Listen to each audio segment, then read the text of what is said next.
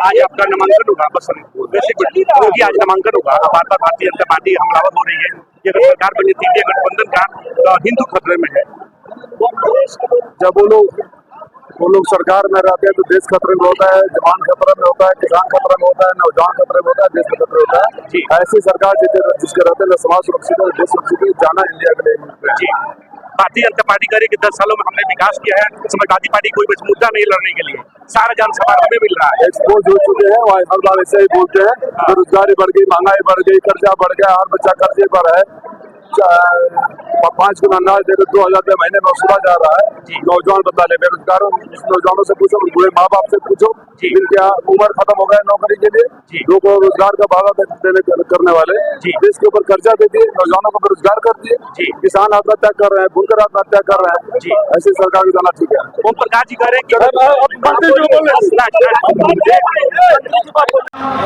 आप को सम्मान को ढोंकने वाले को ऐसा आईना दिखाना, ऐसा रास्ता दिखाना, तो ये मंत्री आने वाले 50-100 साल में किसी के हैसियत न हो, हमको गाली दे। ये कभी प्रधानों को जाकर धमकाते हैं, कभी माइनॉरिटी के लोगों को जाकर धमकाते हैं, और हद कब हो गई हमारे सारे लोगों की मांग जो हमारा जिला पंचायत अध्यक्ष होते हैं, तो जिले के प्रथम नागरिक, चाहे कोई भी पार्टी हो, जिले का प्रथम नागरिक सम्मान होता है, मान होता है। इतना गमन कि हमारे जिले के प्रथम नागरिक आदरणीय जिला पंचायत अध्यक्ष जी को खड़ा कराकर मुझसे सवाल कहो कि मैं इनका मालिक हूँ, ओम प्रकाश राजभर मालिक लोकसभा में, लोकतंत्र में मालिक केवल जनता होती है, जो नेता को मालिक करता है उसकी हैसियत और जगह जगह घूमकर कह रहे हो कि राजीव राय को सेट कर लिया है, राजीव राय को खरीद लिया है। आपकी हैसियत नहीं है कि राजीव राय को खरीद सको, आपकी औकात नहीं है कि राजीव राय को सेट कर सको। राजीव राय को सेट को भारत सरकार नहीं कर पाई।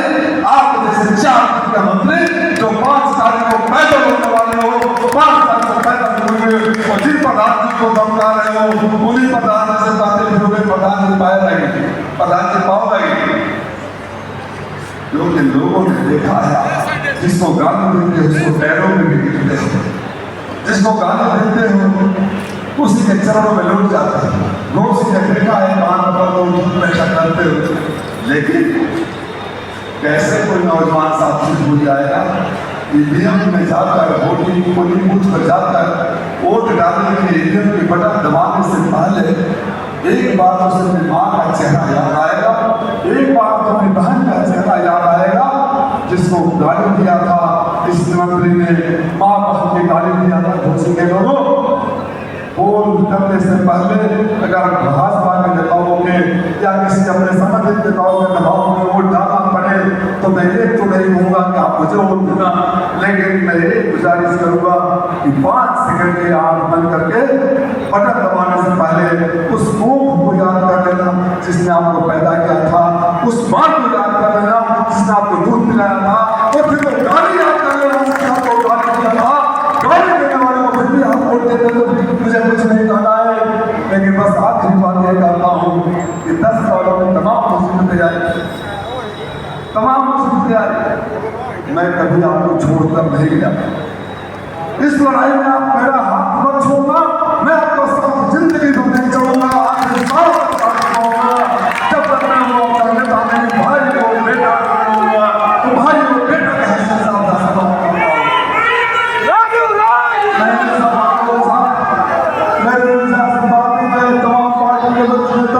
हमारे साथ महिला नेता विधानसभा अन्य पार्टियों के नेता, अन्य पार्टियों के पदाधिकारी, जितने भी लोग मेरा हौसला बढ़ाने आया उनके प्रति मैं झुककर अभिवादन करता हूँ, उनको प्रणाम करता हूँ, उनको भी विश्वास दिलाता हूँ जो मेरा वोट मांग रहे हैं उनको कभी समझदार नहीं होने दूंगा।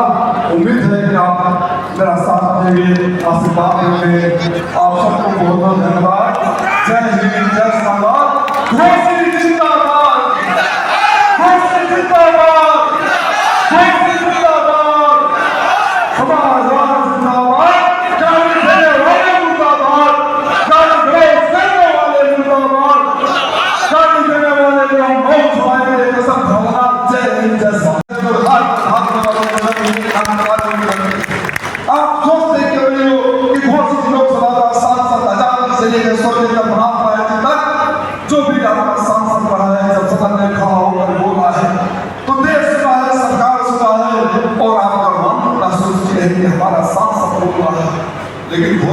बीमारी को आपको हो क्या गया है?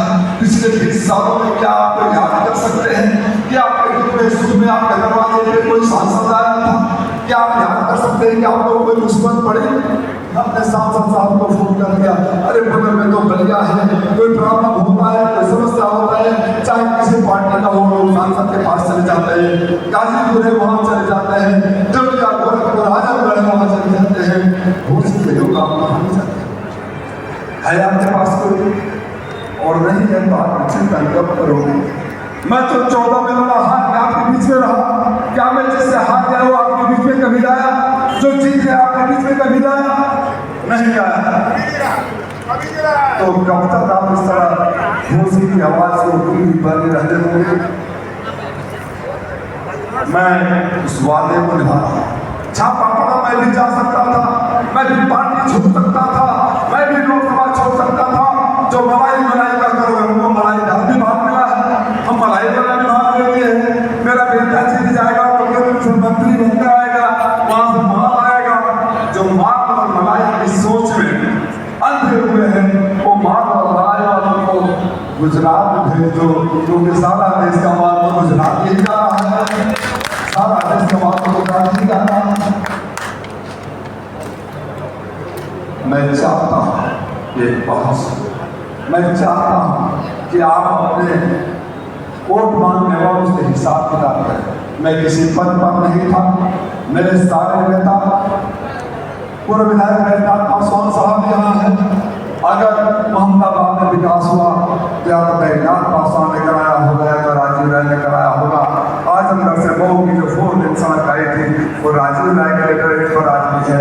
जॉर्डन ब्राउन केबलिंग यहाँ हुई वो राजीव राय के लेटर पर है। जितनी तमाम बड़े सड़कें बनी हम समाजवादी नेताओं ने कराया होगा, हम तो किसी पद पर नहीं थे। मंत्री जी आपने फायदा बिछाया है या नहीं? मंत्री जी आपने जोड़ के का पैरासिटामॉल किसी को दिया है क्या? माल और मलाई की बात करने वाले मंत्री जी, मैं घोषी के मालिकों से कह दिया हूँ, गुजारिश कर दिया हूँ, हाथ जोड़ दिया हूँ, अपना दामन फैलाकर भीख मांगा हूँ अपने लोग के लिए नहीं, इसके लिए कि मेरे घोषी के मालिकों जानो कब तक थके जाओगे। अगर कोई आता है तो हिसाब किताब जरूर करना चाहिए।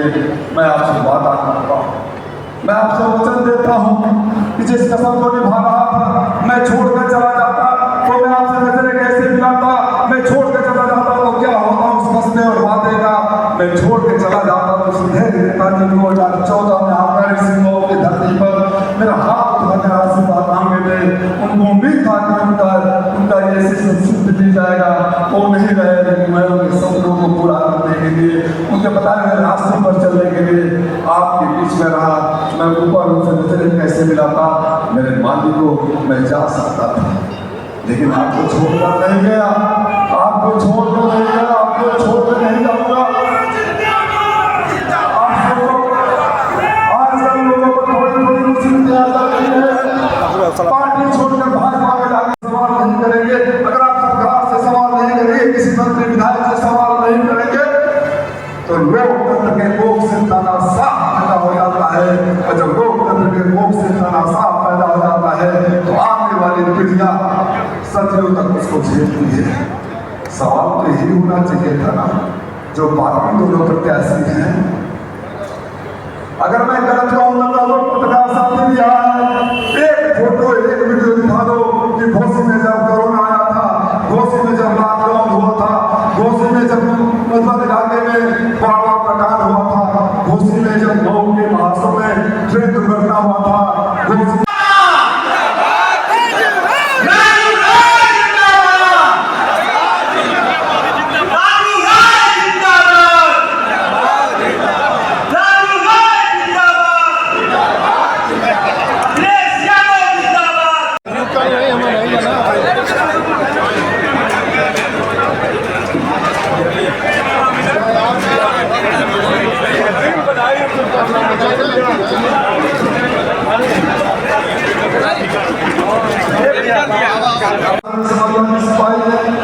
जब हमारे घोषी के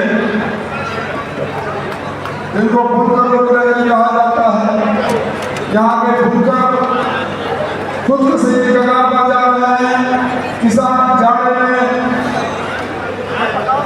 फसल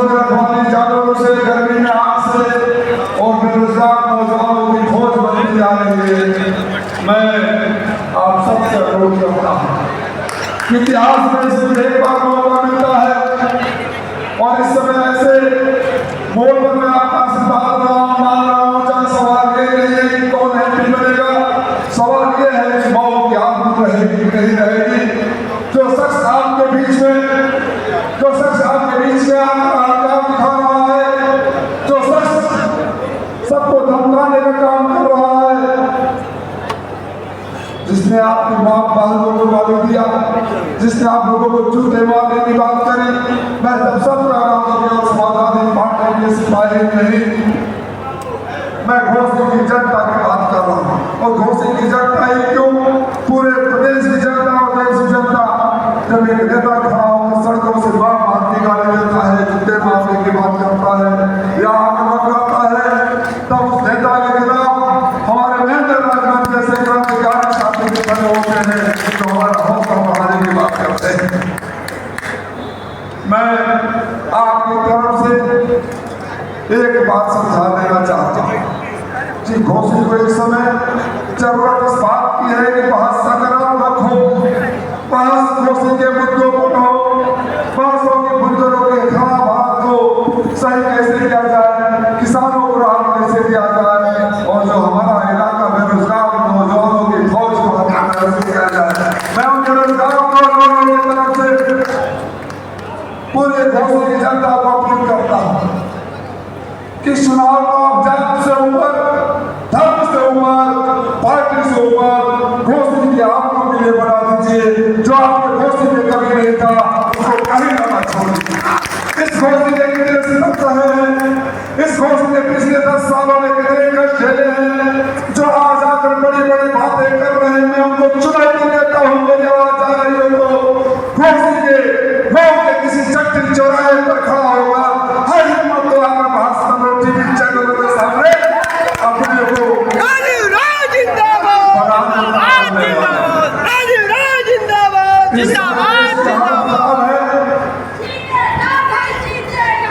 उत्तर प्रदेश की हालत खराब है।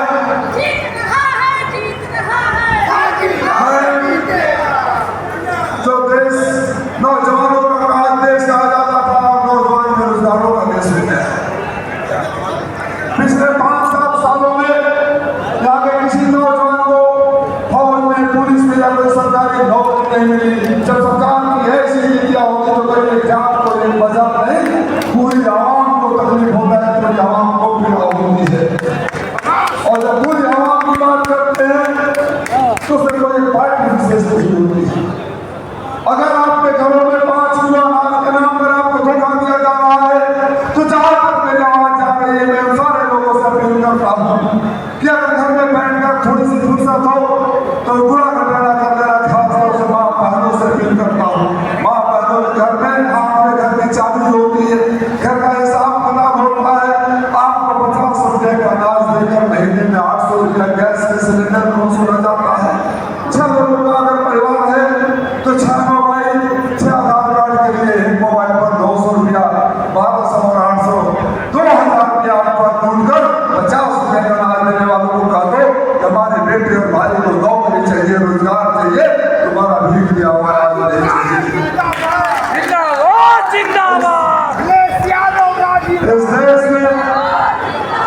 इस देश में ऐसी सरकार केंद्र में और प्रदेश में है जो केवल बोलने में नहीं करती है। मैं पूछना चाहता हूँ माननीय प्रधानमंत्री जी से, माननीय मुख्यमंत्री जी से कि क्या हुआ है आपके वादे में। और माननीय योगी जी, आप तो मुख्यमंत्री नहीं, संत हैं, हिंदुओं के श्रद्धा के केंद्र हैं, आपके मुंह से निकली हुई बातें झूठी क्यों साबित हो रही है? क्यों झूठी साबित हो रही है? आपके बेटे और भाई बेरोजगार है और हालात इसके तक पहुंच गए कि हमारे बेटे को आप इजराइल भेज रहे हैं, इजराइल लड़ने के लिए और मारने के लिए भेज रहे हैं। क्या इतना विकास कर लिया आपने? महंगाई से आपको निजात नहीं, बेरोजगारी चरम सीमा पर, जिस देश के 1 लाख साल को हत्या करते हो, जिस देश के 85 करोड़ लोग 5 किलो अनाज पर जिंदा रहते हो, उस देश की सरकार कहती है कि हमारे देश का डंडा बज रहा है, पूरे दुनिया में हम विश्व गुरु हो गए। जिस परिवार के 5 लोगों में से 4 लोग दान के अनाज पर, मुफ्त के अनाज पर भीख मांगता हो, उस परिवार पर टंका कैसे बच सकता है? मेरे घोषणा के मालिक को मैं आपको सोचने के लिए छोड़ता हूँ। सवाल ये नहीं है कि किस पार्टी की सरकार बनेगी, सवाल ये है कि नौजवान साथियों का, आपके बेटे भाइयों का भविष्य क्या होगा। सवाल ये होगी कि माताओं बहनों का सुरक्षा कैसे होगा।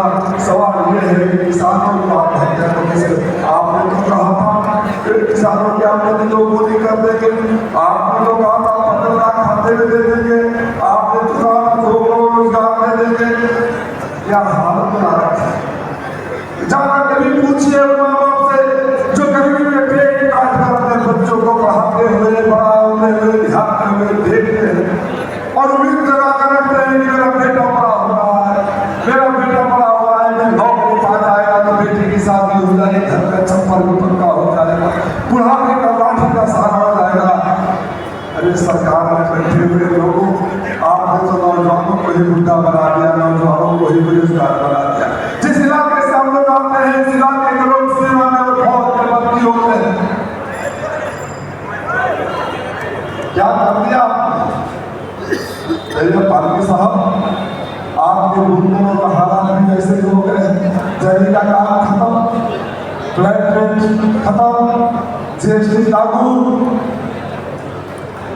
सामान महंगा, बिक्री कम, नौजवानों को रोजगार नहीं। जो बुनकरों के घर में लाखों लोग रोजगार करते हैं, ये हमारे नौजवान पलायन कर रहे हैं। कभी आपने देखा है विदेशों में भी क्या हालत होती है? मैं जाता हूँ विदेशों में, यहाँ के माँ बाप को समझते हैं कि मेरा बेटा विदेश में है, दुबई में है, सऊदी में है, लेकिन मैंने जाकर वहाँ के हालात देखिए। उसे विदेश में जाकर जब बच्चे फंस जाते हैं, रोजगार के चक्कर में, जेलों के चक्कर में फंस जाते हैं, तब इस बड़बोले मंत्री जी से गुहार लगाते हैं। और गुहार अभी ये मंत्री थे और आज नहीं मंत्री हैं। अरे मंत्री जी, 7 साल से विधायक हो, 2 मंत्री, 2 बार मंत्री रह चुके आप। लोगों को तस्वीर भी याद है कि मंत्री होते हुए अपना घर का रास्ता तक नहीं बनवा पाओ तो गाँव के विकास की बात क्या करते हो? कहीं ईंट लगाए हो तो बता देना। आपके समाज के लोग पूछते थे तो समाजवादियों ने विदेश से जाकर ले आया। आपके समाज के बच्चे अनाथ हुए तो समाजवादियों ने रोक लिया। आपके बच्चे विदेश से मरे तो समाजवादी वापस आए। आपके लोग बीमार पड़ते हैं तो समाजवादी इलाज कराते हैं। कोरोना काल में आपका हाथ जो आज प्रकाशन आए हैं हमारे बीच में चुनौती देता हूँ। पहले मौत की मुसीबत में कोरोना हो, लॉकडाउन हो, प्रकार हो, बाढ़ हो, दुर्घटना हो, मौत हो, गरीबी हो, किसी के सुख दुख में गए क्या? जनप्रतिनिधि क्या होता है? मेरे तो गुरु सुखदेव चंद्रशेखर जी, जनेश्वर मिश्रा जी और सुखदेव गेटा जी ने मुझे सिखाया था कि घोषी के लोगों के बीच में जाना है। जब देश के किसी भी क्षेत्र में जाकर जनता से जुड़ रहा है तो जनता के दुख दर्द को समझना पड़ेगा, जनता के बीच में रहना पड़ेगा, जनता के लिए काम करना पड़ेगा। हमारी सोच में तो ये थी। क्या हो गया? जो 17 में कहीं से, 22 में कहीं से, 24 में किसी और पार्टी से कहीं से, वो आकर हम लोग आता है राजीव राय को सेट कर दिया है। मंत्री जी अग्रवाल जाने हो तो सुन लेना, कान खोलकर मंत्री हो गया और काम नहीं है राजीव राय को सेट करने का, खरीदने का। राजीव राय को भारत सरकार से राजीव राय जिंदाबाद। बोले मन में आप अपने को सांड बोलो, गाय बोलो, तोता बोलो, शेर बोलो, से मतलब नहीं है। मतलब यह है कि घोषी के सुंदर में कब रहे। आजकल जाकर आपके इलाके में चेयरमैन साहब कहता है कि मुसलमानों के लिए मैं ये कर दूंगा। पूरी जिंदगी में अगर विधानसभा में मैं खड़ा हूँ आपके लिए बोले कभी मुझे पता चला कि खेते भी गए तो मैं घोषी के मालिकों से निवेदन करके आया हूँ कि जो कभी किसी का नहीं होता है वो आपका भी नहीं होगा। अगर आपका मन करे उस पार्टी को वोट देने का जिस पार्टी ने अपने बच्चों को बेरोजगार कर दिया, आपके बहन भाइयों को बेरोजगार कर दिया, तो वोट देने से पहले एक बार अपने जवान बेटे और बेटी के चेहरे को देख लेना। अगर आपका मन करता हो कि पार्टी के बड़े नेताओं के दबाव में, और ये बात मैं भारतीय जनता पार्टी के समर्थकों से, साथियों से कहना चाहता हूं, मैं अपील करना चाहता हूं, सत्ता आएगी, सत्ता जाएगी, खुशी आएगी, खुशी जाएगी, चुनाव कोई लड़ेगा, जीतेगा, हारेगा, लेकिन इस लोकतंत्र में किसी की इतनी हैसियत नहीं होनी चाहिए कि वो हम की गाड़ी देकर जूते बांधने की बात करके आपसे वोट ले। सवाल सवाल घोषी के आबरू का है, सवाल आपके सम्मान का है, सवाल आपके आत्मसम्मान का है। मुझे तो हैरानी होती है, मुझे तो हैरानी होती है कि वो व्यक्ति इतनी आसानी से इस साल में घूमता कैसे है। और आज भीड़ दिखा रहे थे, समाजवादी की जब भीड़ आएगी तो छोटे छोटे जो आप कहते हैं अपने बारे में मैं कहना नहीं चाहता हूँ, अब तो हमेशा अपने को जानवर करते हो, अपने आप रास्ता दे देते हैं। भीड़ तो कचहरी में मदारी कर देता है, मदारी देता क्या है आपको? भीड़ तो कचहरी में हर रोग का इलाज करने वाला, जड़ी बूटी बेचने वाला भी मुफ्त बेच देता है। मैं घोषी के मालिक को उसका अपील करना चाहता हूँ। 2014 में मैं चुनाव लड़ा था, हार गया। 2014 में कहा गया था कि राजीव राय बाहर से आया है, बेंगलोर से आया है, पैसे हमारे हार जाएगा और चला जाएगा। मेरे मालिक उत्तर का जीता हुआ सांसद आपके बीच में नहीं आया था, लेकिन मैं लौट कर तीसरे दिन आया। हिंदी गवर्नमेंट ने नेताओं के सामने खड़ा होकर कहा, कोशिश से वादा किया, कोशिश से कसम खाया कि जो लोग कहते थे कि राजीव राय हार चला जाएगा, वो मैं बताने आया हूँ कि घोषी के मालिक को, आपको जिसको भी दिल्ली भेजना था आपने भेज दिया। मैं आपके दिल में रहने आया हूँ और दिल में जगह बना के रहूंगा। मैं आखिरी सांस तक घोषी में रहूंगा। मेरी आखिरी उम्र तो घोषी के घर में चलती है। मैं उस वादे को निभा रहा हूँ, उस वादे को निभा रहा हूँ। मेरे ऊपर इनकम टैक्स के छापे पड़ते हैं। सवाल मुझसे ये किया जाता है कि आपने करता काल में इतने लाख रुपए की दवाइयाँ बांटी? मैं बोला हाँ बांटा। आपने इतने लाख का अनाज बांटा? मैंने बोला हाँ बांटा। आप इतने लोगों का इलाज कराते हैं? कराता हूँ। आप इतने लोगों को गोद ले लिए? ले लिया हूँ। तो मेरे बात को बताओ, ये गुनाह है क्या? कसम खाकर वादे करके आपको निभाना, आपकी सेवा करना, आपका बेटा और भाई बनकर आपके बीच में रहना कोई बात है क्या? अगर पाप है तो आप सजा न दो, नहीं तो मेरे सेवा करने वाले को, मेरे जैसे बेटे भाई को जो आपका सेवा करता है, उसको प्रताड़ित करने वाले को सजा देने का धन्यवाद है, सजा देने का।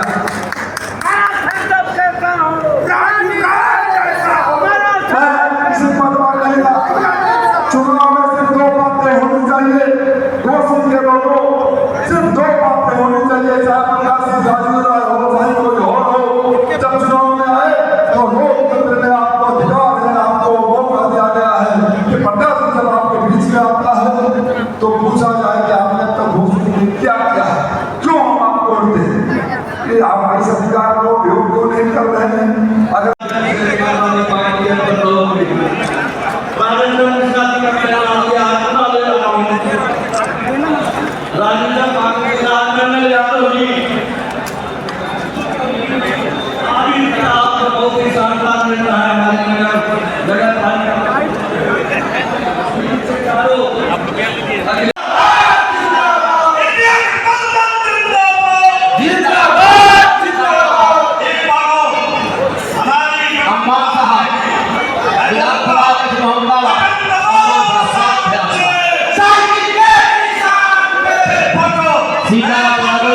Full